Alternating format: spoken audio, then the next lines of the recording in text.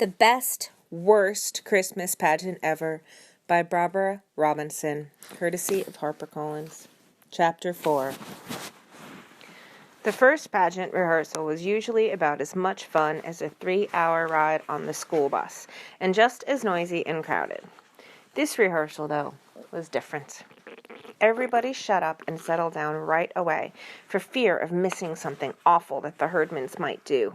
They got there 10 minutes late, sliding into the room like a bunch of outlaws about to shoot up a saloon. When Leroy passed Charlie, he knuckled him behind the ear, and one little primary girl yelled as Gladys went by. But Mother had said she was going to ignore everything except blood, and since the primary kid wasn't bleeding, and neither was Charlie, nothing happened. Mother said, "And here's the Herdman family. We're glad to see you all," which was probably the biggest lie ever said right out loud in the church. Imogene smiled. The Herdman smile, we called it, sly and sneaky. And there they sat, the closest thing to criminals that we knew about, and they were going to represent the best and most beautiful. No wonder everybody was so worked up. Mother started to separate everyone into angels and shepherds and guests at the inn, but right away she ran into trouble. "Who were the shepherds?" Leroy Herdman wanted to know. "Where did they come from?" Ollie Herdman didn't even know what a shepherd was. Or anyway, that's what he said. "What was the inn?" Claude asked. "What's an inn?" "It's like a motel," somebody told him, "where people go to spend the night." "What people?" Claude said. "Jesus?" "Oh, honestly," Alice Wendelkin grumbled. "Jesus wasn't even born yet. Mary and Joseph went there." "Why?" Ralph asked. "What happened first?" Imogene hollered at my mother. "Begin at the beginning!" And that really scared me, because the beginning would be the book of Genesis, where it says, "In the beginning," and if we were going to have to start with the book of Genesis, we'd never get through. The thing was, the Herdmans didn't know anything about the Christmas story. They knew that Christmas was Jesus' birthday, but everybody else was news to them. The shepherds, the wise men, the star, the stable, the crowded inn. It was hard to believe. At least it was hard for me to believe. Alice Wendelkin said she didn't have any trouble believing it. "How would they know about the Christmas story?" she said. "They don't even know what a Bible is. Look what Gladys did to that Bible last week."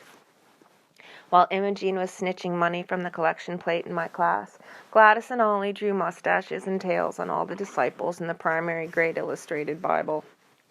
"They never went to church in their whole life till your little brother told them we got refreshments," Alice said. "And all you ever hear about Christmas in school is how to make ornaments out of aluminum foil. So how would they know about the Christmas story?" She was right. Of course, they might have read about it, but they never read anything except Amazing Comics. And they might have heard about it on TV, except that Ralph paid 65 cents for their TV at a garage sale, and you couldn't see anything on it unless somebody held onto the antenna. Even then, you couldn't see much. The only other way for them to hear about the Christmas story was from their parents, and I guess Mr. Herdman never got around to it before he climbed on the railroad train. And it was pretty clear that Mrs. Herdman had given up ever trying to tell them anything. So they just didn't know. And Mother said she'd better begin by reading the Christmas story from the Bible. This was a pain in the neck to most of us, because we knew the whole thing backward and forward and never had to be told anything except who we were supposed to be and where we were supposed to stand. Joseph and Mary, his espoused wife, being great with child. "Pregnant!" yelled Ralph Herdman. Well, that stirred things up. All the big kids began to giggle, and all the little kids wanted to know what was so funny, and Mother had to hammer on the floor with a blackboard pointer. "That's enough, Ralph," she said, and went on with the story. "I don't think it's very nice to say Mary was pregnant," Alice whispered to me. "But she was," I pointed out. In a way, though, I agreed with her. It sounded too ordinary. Anybody could be pregnant. Great with child sounded better for Mary. "I'm not supposed to talk about people being pregnant." Alice folded her hands in her lap and pinched her lip together. "I'd better tell my mother." "Tell her what?" "That your mother is talking about things like that in church. My mother might not want me to be here." I was pretty sure she would do it. She wanted to be Mary so bad, and she was so mad at Mother. I knew, too, that she would make it sound worse than it was, and Mrs. Wendelkin would get madder than she already was. Mrs. Wendelkin didn't even want cats to have kittens or birds to lay eggs, and she wouldn't let Alice play with anybody who had 2 rabbits. But there wasn't much I could do about it except pinch Alice, which I did. She yelped, and Mother separated us and made me sit beside Imogene Herdman and sent Alice to sit in the middle of the baby angels. I wasn't too crazy to sit next to Imogene. After all, I'd spent my whole life staying away from Imogene, but she didn't even notice me. Not much, anyway. "Shut up," was all she said. "I want to hear." I couldn't believe it. Among other things, the Herdmans were famous for never sitting still and never paying attention to anyone, ever. Teachers, parents, their own or anybody else's, the truant officer, the police. Yet here they were, eyes glued on my mother and taking in every word. "What's that?" they would yell whenever they didn't understand the language, and when Mother read about there being no room at the inn, Imogene's jaw dropped and she sat up in her seat. "My God," she said, "not even for Jesus?" I saw Alice purse her lips together, so I knew that something else Mrs. Wendelken would hear about. Swearing in the church. "Well, now, after all," Mother explained, "nobody knew the baby was going to turn out to be Jesus." "You said Mary knew," Ralph said. "Why didn't she tell him?" "I would have told him," Imogene put in. "Boy, would I have told him. What was the matter with Joseph that he didn't tell them? Her pregnant and everything," she grumbled. "What was that they laid the baby in? That manger," Leroy said. "Is that like a bed? Why do they have a bed in a barn?" "That's just the point," Mother said. "They didn't have a bed in the barn, so Mary and Joseph had to use whatever there was. What would you do if you had a new baby and no bed to put the baby in?" "We put Gladys in a bureau drawer," Imogene volunteered. "Well, there you are," Mother said, blinking a little. "You didn't have a bed for Gladys, so you had to use something else." "Oh, we had a bed," Ralph said, "only Ollie was still in it, and he wouldn't get out.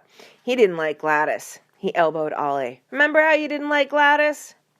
I thought that was pretty smart of Ollie not to like Gladys right off the bat. Gladys was not very likable. "Anyway," Mother said, "Mary and Joseph used the manger. A manger is a large wooden feeding trough for animals." "What were the wadded-up clothes?" Claude wanted to know. "The what?" Mother said. "You read about it. She wrapped 'em in wadded-up clothes." "Swaddling clothes," Mother sighed. "Long ago, people used to wrap their babies very tightly in big pieces of material so they couldn't move around. It made the babies feel cozy and comfortable." I thought it probably just made the babies mad. Till then, I didn't know what swaddling clothes were either, and they sounded terrible, so I wasn't too surprised when Imogene got all excited about that. "You mean they tied him up and put him in a feed box?" she said. "Where was the child welfare people?" The child welfare people were always checking up on the Herdmans. I'll bet if the child welfare had ever found Gladys we all tied up in a bureau drawer, they would have done something about it. "And lo, the angel of the Lord came upon them," Mother went on, "and the glory of the Lord shone round about them, and—" "Shazam!" Gladys yelled, flinging her arms out and smacking the kid next to her. "What?" Mother said. Mother never read Amazing Comics. "Out of the black night with horrible vengeance, the mighty Marvel—" "I don't know what you're talking about, Gladys. This is the angel of the Lord who comes to the shepherds in the fields and out of nowhere, right?" Gladys said. "In the black night, right?" "Well," Mother looked unhappy, "in a way." So Gladys sat back down looking very satisfied, as if this was at least one part of the Christmas story that made sense to her. "Now, when Jesus was born in Bethlehem of Judea," Mother went on reading, "behold, there came wise men from the east to Jerusalem, saying—" "That's you, Leroy," Ralph said, and Claude and Ollie. "So pay attention." "What does it mean, wise men?" Ollie wanted to know. "Were they like school teachers?" "Nuh-uh," Claude said. "It means like President of the United States." Mother looked surprised and a little pleased, like she did when Charlie finally learned the times table up to 5. "Why, that's very close, Claude," she said. "Actually, they were kings." "Well, it's about time," Imogene muttered. "Maybe they'll tell the innkeeper where to get off and get the baby out of the barn." They saw the young child with Mary, his mother, and fell down and worshipped him and presented him unto gifts, gold and frankincense and myrrh. "What's that stuff?" Leroy wanted to know. "Precious oils," Mother said, "and fragrant resins." "Oil!" Imogene hollered. "What kind of cheap king hands out oil for a present? You get better presents from the firemen." Sometimes the Herdmans got Christmas presents at the firemen's party, but the Santa Claus always had to feel around the packages to be sure they weren't getting bows and arrows or dart guns or anything like that. Imogene usually got sewing cards or jigsaw puzzles, and she never liked them, but I guess she figured they were better than oil.